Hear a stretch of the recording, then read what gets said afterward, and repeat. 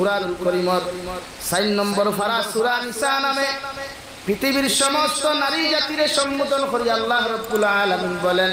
ইয়া আইয়ুহান নাস, ও দুনিয়ার নারী জাতি হল, আমি আল্লাহ রাব্বুল ইজ্জতুল জালালে তোমাদেরকে হইয়া দিয়া ইত্তাকু রাব্বাকুমুল্লাযী খালাকাকুম, তোমরা আমি আল্লাহ তাআলারে ডরাও, আমি আল্লাহ তাআলা সম্পর্কে ভয় করো, আমি আল্লাহর তাকওয়া তোমরা অর্জন করো।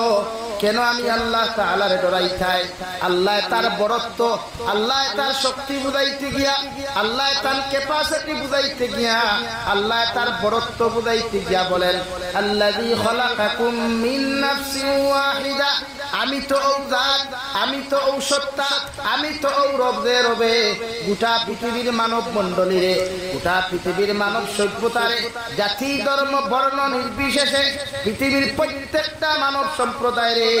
একজন মানুষ তাকিয়া, একজন আদম তাকিয়া, যার নাম আপনার আমার সারার জানা, পৃথিবীর সমস্ত মানব মণ্ডলীর বাবা হযরতে আদম আলাইহিস সালাতু ওয়াস সালাম তাকিয়া